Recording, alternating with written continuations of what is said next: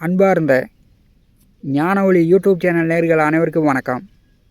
இந்த பதிவில் மகர ராசி அன்பர்களுக்கு ராகு கேது நட்சத்திர சார பயிற்சி பலன்கள் காணலாம்.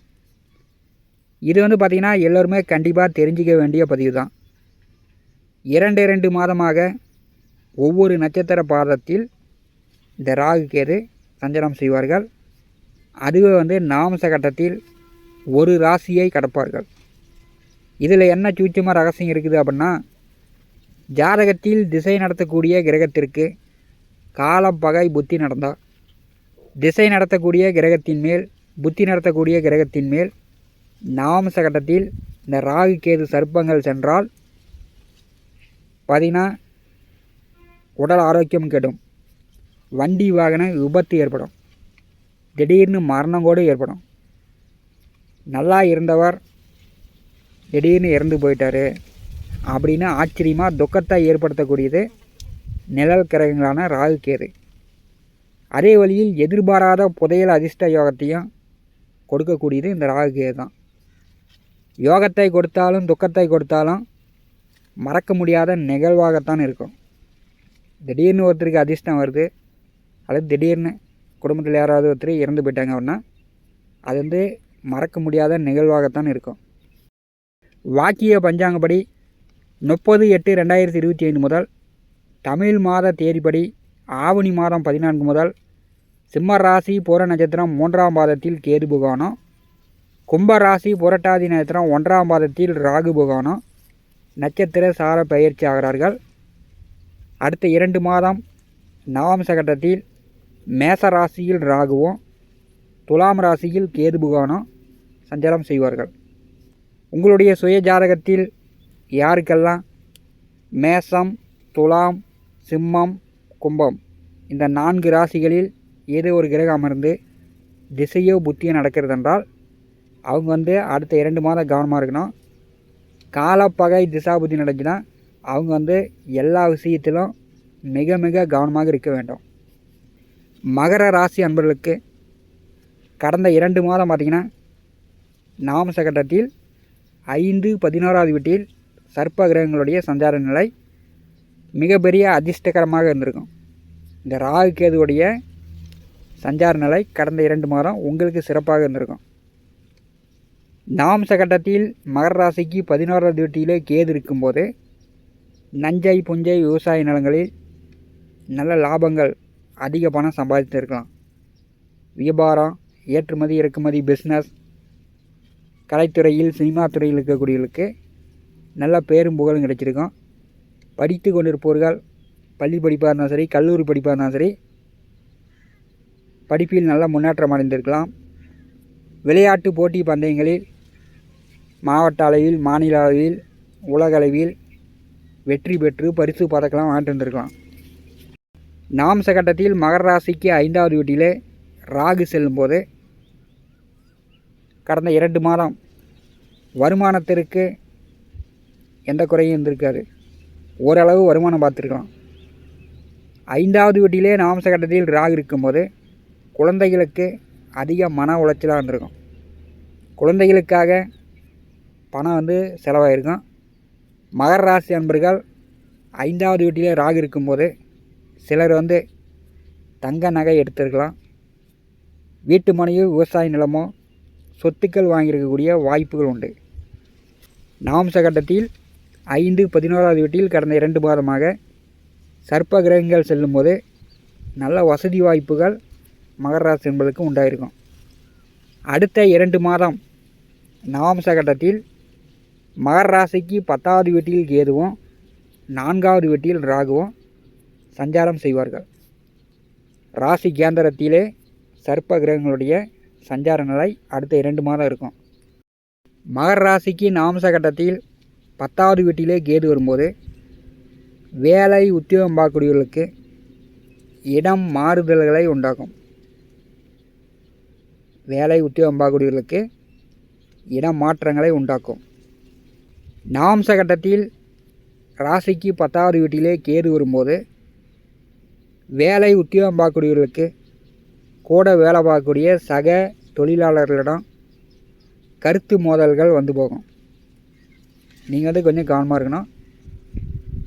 இயந்திரம், வண்டி, வாகன தொழில் செய்யக்கூடியவர்களுக்கு, மிஷினரி, வியாபாரம், ஏற்றுமதி இறக்குமதி பிஸ்னஸ் பண்ணக்கூடியவர்களுக்கு அடுத்த 2 மாதம் நல்ல வருமானத்தை, அதிக சம்பாதித்தை ஏற்படுத்தும்.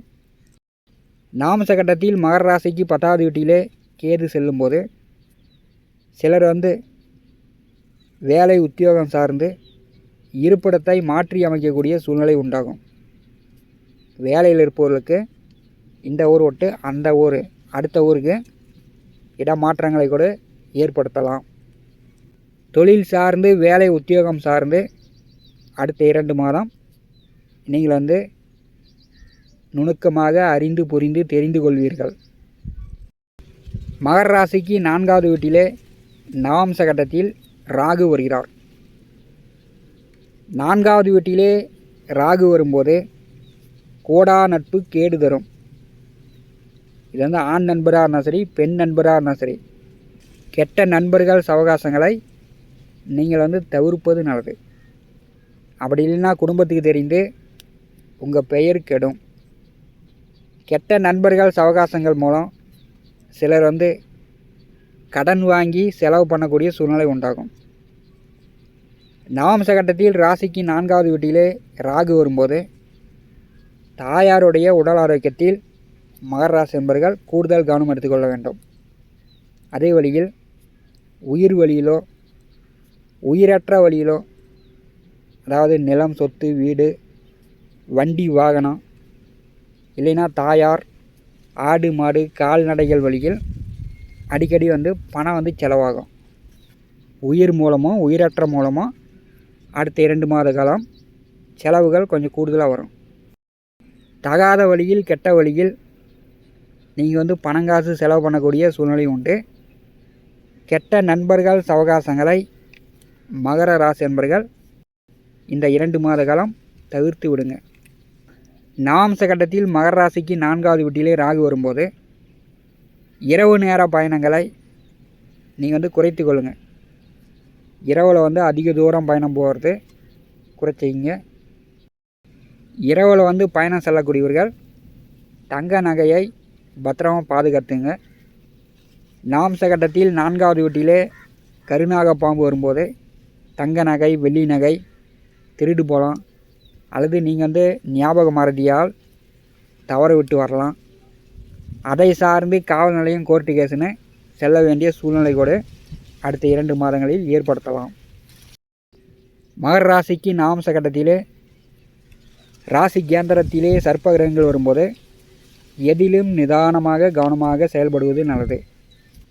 ராசி கட்டத்திலே மகர ராசிக்கு 2வது வீட்டில் சனி, ராகு 2 பாவக்கோள்கள் அமர்ந்திருக்கிறது. குடும்ப உள் விவகார ரகசியங்களை, குடும்ப ரகசியங்களை வெளி வட்டாரத்தில் பேசுவதை தவிர்க்க வேண்டும். 1008 பிரச்சனை இருக்கலாம். அதை வந்து வெளியிட நபர்களிடம் மகர ராசி என்பர்கள் பேசுவதை, சொல்வதை தவிர்க்க வேண்டும். மகர ராசிக்கு 2வது வீட்டிலே 2 பாவக்கோள்கள் அமர்ந்திருக்கும் போது கூட்டு குடும்பத்தில் இருப்பவர்களுக்கு அடிக்கடி பணம் வந்து செலவாகும். அது வந்து மருத்துவத்துக்கோ அல்லது சுபகாரியங்களுக்கோ செலவுகள் கூடுதலாக வரும். கூட்டு குடும்பத்தை விட்டு சிலர் வந்து பிரிந்து போகக்கூடிய வாய்ப்புகளும் உண்டு.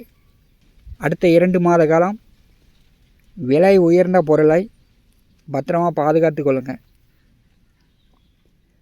மகர ராசிக்கு 8வது வீட்டிலே அஷ்டமத்திலே கேது பகவான் சஞ்சாரம் செய்கிறார். ராசிக்கு 8வது வீட்டிலே கேது செல்வதும் மகர ராசிக்கு சாதகமில்லாத அமைப்பு. அரசு அதிகாரிகள் குறுக்கீடு அதிகமாக இருக்கும். அதே வந்து ஒரு சிலருக்கு வந்து உடலில் வந்து நோய் நொடி தொந்தரவுகள் கூடுதலாக வரும். கை காலில் பிப்பு, அரிப்பு, கொப்பளங்கட்டி, சொறி சிரங்கு, இந்த மாதிரியான உடல் வியாதிகளையும் மகர ராசிக்கு 8வது வீட்டிலே செல்லக்கூடிய கேது பகவான் ஏற்படுத்துவார். அடிக்கடி வந்து பார்த்திங்கன்னா பணப்பிரச்சனை, பொருளாதார தட்டுப்பாடு ராசிக்கு 8வது வீட்டிலே செல்லக்கூடிய கேது உண்டாக்கும். அதனால் வந்து பணங்காசு வந்து தேவையில்லாத செலவுகளை குறைத்து கொள்வது நல்லது. அடுத்த 2 மாத காலம் சர்ப்ப கிரகங்கள் மகர ராசி என்பவர்களுக்கு வேலை உத்தியோக ரீதியாக இடமாற்றங்களை ஏற்படுத்தக்கூடிய அமைப்பாக உள்ளது. எதிலும் நிதானம் கவனம் தேவை. ராசி கேந்திரத்திலே சர்ப்ப கிரகங்கள் நவம்ச கட்டத்தில் வரும்போது பரிகாரம் கேதுவுக்கு உரிய தானியம் கொள்ளு, ராகுவுக்கு உரிய தானியம் உளுந்து. அடுத்த 2 மாத காலம் மகர ராசி என்பர்கள் கொள்ளும் உளுந்தும் அடிக்கடி உணவில் சேர்த்து கொள்ளுங்கள். சர்ப்ப கிரக தோஷம் நிவர்த்தியாகும். இந்த காணொலியை பற்றி உங்களுடைய மேனா கருத்துக்களை நம்முடைய கான்பாஸில் பதிவு செய்யுங்கள். நம்முடைய ஞான ஒளி யூடியூப் சேனலை பார்த்து கொண்டிருக்கக்கூடிய நண்பர்கள், இதுவரை சப்ஸ்கிரைப் செய்யாத நண்பர்கள் மறக்காமல் நம்முடைய சேனலை சப்ஸ்கிரைப் செய்து கூடவே இருக்கின்ற ஆல் பட்டன் அழுத்திங்க. தினந்தோறும் நம்முடைய சேனலில் ஜோதிட பலன்கள் பதிவிடப்படும். உடனுக்குடன் பார்த்து பயன்பெறுங்கள். நன்றி, வணக்கம்.